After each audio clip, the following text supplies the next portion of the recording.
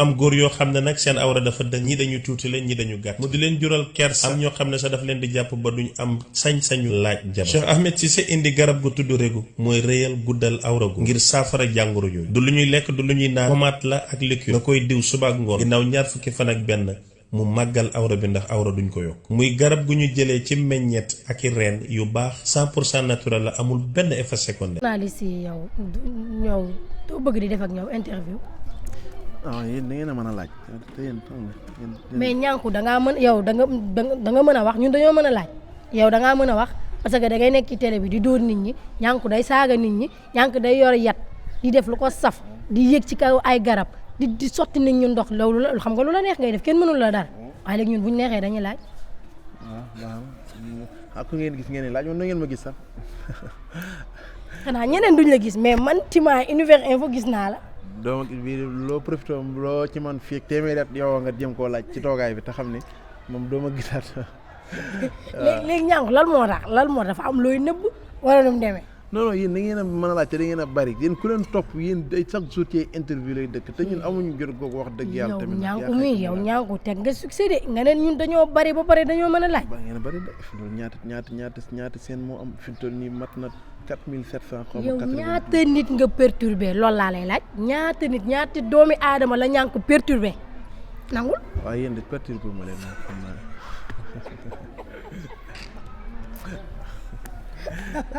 dégg nga nee na ñun journalistes yi perturbé wuñu pour quelle raison loolu foo ko teg wala mu ngi xool créé ay yëf. waaw fait waaw noonu la. répétition léegi mu jot. répétition waaw te la fi indi waxoo. dégg nga damaa wax ba pare nee na li ma fi indi waxuma ko waaye ñànku âge bi nga teel a takk ñaari jabar ñànku. sa yoon. fukk. sama bopp sa yoon. ñànku waxal ci li ma la tontu ci li ma la laaj. ngay waaj takk ñetteel. am nga aawo am ñaareel da ngay waaj a takk ñetteel lan la ñun dañoo bari wala lan moo tax. waaw bu ñu leen dimbaliwul du baax. wallaahi la man célibataire yi nañ jéem a def yitte waaye jur yi tamit nañu jéem a bàyyi affaire buum ñu woyofal buum gi jigéen ñi sëy yi ndax dañoo bari ci dëkk bi te xale jigéen yi sëy nañu tey seen sëy bi ci kanam tuuti lu jamonoy dem sëy di maam góor di manqué sëy yi di seere te gaa yi ma gis fii takkuñu de. waaw tey leen seen sëy te jigéen ñi ñu bàyyi seen caaxaan ci dem sëy looluy dëgg. mais en tant que célébrité am na ci yéen tamit ci benn côté jigéen ñi li ñuy dugg di génn bari na waaye yéen tamit faay bi des fois du jóge ci yéen ndax bu ñuy jox toor rek jigéen ñi la ñuy jox toor jigéen ñi nanguwuñ sëy. waaw jigéen ñi ñoo war a sëy. yéen. ñoo xam nga ñun lu ñu war. dem fexe ba takk indi léegi nag jigéen ki mooy sëy mooy toog takk ba indi yorul jigéen de. lan moo xam nga fii sëy lan la. lan mooy sëy. non sëy li ko englobé bari na. lan tuddal li tënk sëy. parce que jigéen boo ko yoree da nga koy yor. yiir ko yor gi mooy lan. mais nga yor ko ni nga ko war a yoree. jigéen waaw waxal. da nga koy sàmm. ñu ngi leen di sàmm bu baax ndax utal nañ leen dëkkuwaay ne leen toog leen. loolu am na sécurité waaw. da nga koy aar. mu ngi aaru bu baax a baax ndax fan ko dugal am na sécurité ndax ñu jox nañ ko laal ne ko tëddal. jox ko waaj ne ko toogal fii jox ko defa toogee fii kër a ngi ne nekkal fii am na sécurité boo génnul kenn du la def dara. xam nga génn nga boo génnul kenn du la wax dara kon cela veut dire que maanaam jigéen buñ ko taqee dafa war a toog ci kër ga lépp di ko fa fekk si. waaw. maa lànk ba tëdd ci suuf. mais looy def bu fekkente ne ma laa takkee la ci kër gi te lépp loo soxla ma jox la ko yaa xëyti mu laan. xoolal dégg nga muy président lépp loo bëgg ma jox la ko te xoolal seen làmmiñ la yem après buñ ci pare nañ ci. na jigéen ñi xool boo leen déglu kii gis nga déglu leen bu baax a wax gis nga maam Jaara Buso ci fanweeri at ak ñett ci la dem kër Maam Mor Anta Sali ci la liggéeyal yàlla ci la am borom Tuuba ci fanweeri at ak ñett donc xam nga ni kon c'est-à-dire que du ay teggin ñu wax ko waaye bu fekkoon jamono ji la da nga naan du mag ci la liggéey am li mu am lépp am ci koo xamante ni tey àddina bi yëpp xam nañ Sëriñ Tuuba soo demee maam Fawad Wele liggéeyal na maam Ousmane ba am ci Alaaji Malik soo demee maam Kouma Ndoy kii yaay Seydina Limaamu liggéeyal na ñu tudd maam Alassane ba am Seydina Limaamu noonu la mel ci Baye Ñas mel ci keneen ak keneen jigéen ñi bàyyi leen seen caaxaan te tey seen jëkkër yi sëy looluy dëgg de ku leen ko wax ñi leen di wax ñi leen découragé loo ci sëy bi ñu ngi téye seen sëy. man de lay gaaruwaale noonu waaye man duma ko faale waaye moom mi takk ñaari jabar xam nga daray leer ne nga am ñaar ñànku doo yemale am na koo xamante ne moo lay coqataan am na koo xamante ne tamit naa nga kenn ku ci nekk ak sa yëf leer na wala leer. waaw dëgg la kenn ku nekk ni ñoom kenn ku nekk na góorgóorlu rek. wala fi may waxee ak fa ma tontu kenn ku ci nekk ci ñoom nañu góorgóorlu. na ko ne góorgóorlu soo ko góorgóorlu rek. yàlla parce que fi nga sëy moom jaamu yàlla la loo waay liggéey ngay am waaw gis nga doom yaay waaw jigéen seetu la maanaam soo liggéeyee sa doom su màggee ba seetu ci seetu bi dina gis boppam. doom ju ñu màgg xam li ndayam doon daj. moo tax loolu la sa jëkkër rek yàq say doom. wolof la te dëgg la. lii am jaamu yàlla la. dëgg ci jaamu yàlla la ko. waaw yow amoo jëkkër. non amaguma jëkkër damay bàyyi ba jëkkër parce que li ma gis dalul sama xel. di dugg di génn ay jëkkër yoo xamante ne dañ lay tax après nekk ci suuf di kalañaatu di def ay yëf man. moo la benn affaire. non man damay toog man yaa xam. xaaral moo la benn affaire. gis nga dafa amoon benn góor gu ko wax jom solo. jabaram dafa ñëw ne ko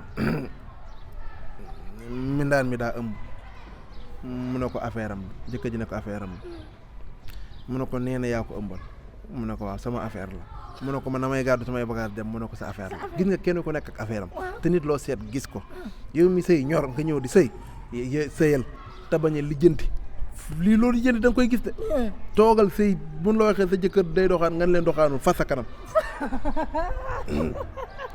fas kanam toog parce que ñànku day def li muy def rek jàkkaarloog yow taxaw na jadd taxaw fas kanam parce que yow loolu noonu ngay doxalee. non man moom noonu lay doxalee wax dëgg yàlla noonu lay doxalee man dama toujours ma wax ko man bu ma kenn contrôlé ndax man contrôlé ma kenn fii loo waay def sa bopp loo def yaakaar ne yaa ngi koy nëbb nit ñi yàlla ngi lay gis moo tax jarul làqatoo ki am wiiri gauche à droite amul loolu sëy la ñor sëyal sa sëy bañ a lijjanti foo lijjanti fii ci mbedd mi ku la fi ñëw di la nettali ma ngeeg problème yoo xamante ni bëggul kenn xam ko. waaw loolu moom biti la fanaan moom lu leer. ku naan lan ku lay wax sa sëy bi naan lan sa sëy bi nangam ak nangam am na ay problème yu gën a rëy ci sëy bi te bëggul kenn xam ko.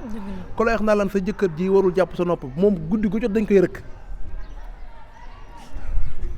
ay rëkk yu garaaw. waaw maanaam sëy sutura la El Hadj Malick nee na sëy ñett la sëy wóoluwante la yërëmante ak suturaalante waxul sutura nag dañuy suturaalante yërëmante ak wóoluwante wóolu na confiance su xasee am ba am ci sëy jeex na man su ma wóoloo sama jabar jeex na su fekkee wóolu naa ko dëgg su ma ñëwoon ci kër gi fekk fa góor naa njort ne kii day dama doon seet su ma fekkoon góor ci kawam naa ni kii dañ koo xabtal wala dañ koo jàpp ci galaaj wala dañ koo dorogé mu am ci rafet njort loolu bokk na ci confiance mais nit nag loo seet gis ko su fekkante ni moom da ngaa jóg pour jaamu yàlla rek moom da ngay rafet njort jëmale ci nit ñi yeneen bi wax na ko nee nañuy rafet njort di ko jëmale ci biir ci nit ñi di wax ju baax di ko jëmale ci nit ñi loolu baax na waaw loolu tam lu baax la nañuy ñaan yàlla aussi ñu koy jëfee loolu xam naa ne man maa ngi rey temps am donc célébrité yi même ku nekkul célébrité sax war nga cee jëlee leçon ndaxte sëy du benn fan donc waree ciy dugg nii rek war a dem di saytu mbaa di xool waa naan dama ciy dugg nangam ak nangam donc yooyu yëpp lu jar a bàyyi xel la mais sa relation yow ak Wally Seck sama dernière question.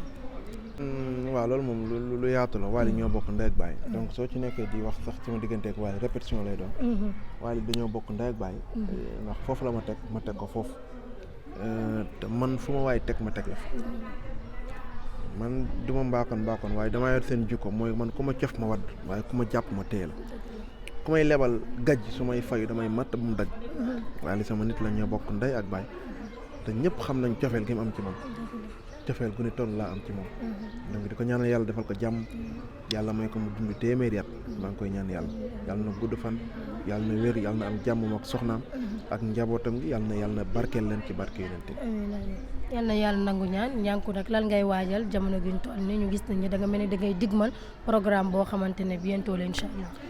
waaw loolu moo la fi indi waaye da nga laaj li ngay laaj ba pare doo ko wax. waaye loolu kañ biti la fanaan ñànku man dinaa fi ñëw dékkale sama micro duma wax ci say kaa duma wax ci say yëf foo ne. Moussa war ngaa waaru waaye li ma fi indi mu wiiri wëndeelu mbaay ah. moo man la xam an sa nopp mu gën a gaaw man la.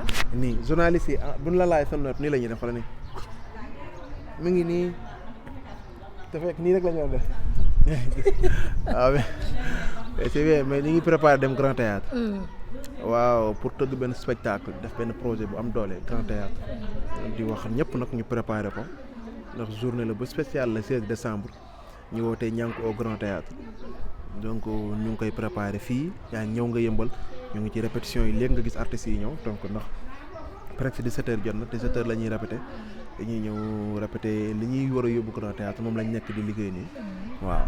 te xam naa ne dinañ fa gis lu nekk ñànku ak ñànku production ak ñànku ak ay nitam yoo xamante ne lëmb ngeen réew mi daal lëmb ngeen. waaw non di nga gis yeneen affaire parce que dañoo def mélange dañoo def création. ay création waaw ci jours yi incha allah ñu def benn création bu am doole benn produit bu neex boo xamante ni début à la fin amul temps faible ay temps fort la. ay temps fort la ay temps fort la ñànku yaa wóor léegi dama koy wax ci suuf ñànku dama bëgg nga ñamal ma ci Coura Fanta Mbaye. mu Coura Fanta la ma la ci ñamal. waaw ñamal ma ci ma aw la. mënuma ko way sax nii man Coura Fanta Mbaye wayu ma ko ah. donc ko sàcc. non maam générique bi man wayu ma ko. mais Coura Fanta Mbaye xam nga way la bu yàgg boo xam ne sunu maam yi dañ ko naan way ay xawma Coura Fanta Mbaye waaw yooyu noonu way bu yàgg la. mais yow ni nga dikkee ak sénégalais yi moo agressif. waaw dafa neex xam nga gisoo c'est-à-dire soo xooy ci TikTok bi sax gars yi ñu ngi koy TikTok parce que idée bi dafa ñëw ci man am naa projet. soo amee projet nag après léegi nag lan lañ ci indi comme challenge ñu jël Coura Fanta Mbaye. neex na Coura Fanta Mbaye ma ci jooju yaayu xale gis nga daal koy bind. da ngay yeggal amul looy bind nii Coura Fanta Mbaye ma ca jooju yaayu xale. waaw xale dafa dem bay nelaw xel mu dem ci xele. waaw damay ñu continuer parce que maa ngi yow ñoo den. nañ nàmpalante. loolu quoi donc ñu créé ñu bind way bi. dem studio wap sunu frère Pape Demba. mu ànd ak xaritam mooy Tobé Jéeri. ñu dem studio jaa xase la ñu defar affaire bi. naa toog ni bi maa ko bind sama bopp. ne leen lii laa bëgg nañ ma dugalal lii. ñu way ko def ci li ma ci bëgg mu génn affaire bi neex te loolu la générique tamit dafay baax ci yenn générique yu neex yi dafay impressionné nit kiy seetaan benn série. waaw parce que loolu la quoi xam nga ñun dañoo toll foo xam ne ci Sénégal ay comédiens la ginnaaw bu ñu demee def théâtre depuis pendant des années ba ñëw heure bi fi ñu toll nii mooy ay création rek la ñu war a def mooy chaque jour dañoo war a génn lu bees jox ko Sénégalais ñu koy cons. lu am solo la. waaw donc ñànku dama lay bàyyi rek nga def sa dernier mot comme da ngay waajal répétition ndax bërëb bi muy répété laa ñëw fekk ko fa donc pour mën a am ak moom interview. waaw maa ngi gërëm ñëpp maa ngi gërëm waa àddina bi yëpp. maa ngi gërëm waa Sénégal di gërëm sama yaay bu baax a baax am jàmbaar la ndeysaan jigéen ju man góor la di wax sama papa ne ko namm naa la nag maa ni gëj nga fi ñëwaatal. dafa génn àdduna. waaw waaye. yàlla yërëm xare ko. waaw mais dama bëgg mu ñëwaat. bëgg mu ñëwaat. waaw mais di ñaanal. waaw lépp lu mu def rek il faut que mu boole ci affaire kii bi malade mentaux bi quoi. waaw dama bëgg maa ngi gërëm sama staff bi nga xam ne ñoo nekk ci liggéey ci Niang production. équipe technique bi genre xam nga ak artistes yi gërëm ñëpp ñu may liggéeyandoo groupe bi ñoom général du ko de Ndaayaan Manumbe xam nga du ma bàyyi kenn parce que soo limee sax da ngay juum waaye maa ngi gërëm ñëpp di leen ñaanal jàmm di wax ni nañu àndandoo dem Grand Théâtre suñ fa jógee am na yenn projet parce que donc man décembre sax damay def tournée man su ma joué le 16 le 17 laay noppalu le 18 am na arbre de Noël bu may joué. le 19 noonu laay continuer commencé dem xam nga war naa joué ay Tamba donc parce que noonu laay def tournée décembre bi waaw incha allah rabi mooy soo génnee Grand Théâtre rek doo noppalu da ngay enchaîner tournée parce que ñun ay jeunes lañ tamit dañuy liggéey nit ñi bëgg nañu moo tax dañuy fexe di def ñu gën di bëggee ndax mooy que Sénégal dafa bari stress nu ñu mën a fexee di def humour ba nit ñi di ci yëg seen bopp rek dañ koy def waaw di gërëm ministre de la culture ministre de la jeunesse ak ministre de la femme ak ministre de la santé ñeenti ministres yooyu tax ma leen di gërëm mooy ko dama am ay liggéey yu bari yu ma war a def ak ñoom parce que ñun ay jeunes lañu donc culture lañu jokk xam nga Fatou Diané ministre de la femme suñu yaay la en fait ministre de la santé ñun dañuy liggéey ci cadre malades mentaux di gërëm son excellence monsieur président Macky Sall ak sunu tante Marème Faye di leen woo nag ci Grand Théâtre bu baax a baax ndax bëgg nañ ñu ñëw ci dañoo bëgg président ñëw toog et sa femme ñu jàkkaarloo ak ñoom ñu defar leen comédie yu neex ñu reetaan ba doyal demaat parce que stress dafa bari waaw loolu dafa cool loolu dina garaaw bu njëkkoon loolu moo amoon loolu lañ bëgg a dellu si waat loolu ngeen bëgg a incha allah d'accord merci donc macha allah ñu ngi leen di jaajëfal di leen remercier pareego non dama doon def interview suñu waa kër maam su may tourné ñi may toggal ñoom Mbayang Nata Atta ñu ne tudduma leen xaaral ma tudd limaat ko mbayang tudd naa lu bari. mbayang lu muy def ca kër ga. maam su may tourné ñoo may toggal. ñoo lay toggal ak atta série daam. di leen gërëm bu baax a baax nata sax moom jëlul gërëm ndax moom bala puta la moom kooku xam nga bëgguma wax lii may wax nii mais nañ ma ko baal nii laa ko mën a waxee imbécile la mais foofu la di gërëm ñëpp yàlla na ñëpp am jàmm kontaan naa vraiment. ñeen cabaxal yi muy cabaxal ci suuf moom rek a ko mën donc ñu ngi leen di jaajëfal di leen remercier di am mbégte bi ci yéen vraiment ak ñànku mi tamit dalal bi ñu dalal mais nag nee na indexé wul kii journaliste yi c'est juste dañoo bari wax ba pare dañoo mën a laaj loolu tax mënu jubóog ñun waaye moom ci li mu mën rek ci lañ ko fekk si après ñu jàll ci leneen donc di leen wax ne bu leen fàtte di abonné ba pare di partager ndax Univers Info moo leen di jox actualité bi people bi li nga xamante ne moom ngeen soxla donc à la prochaine ci beneen numéro. Au revoir, merci.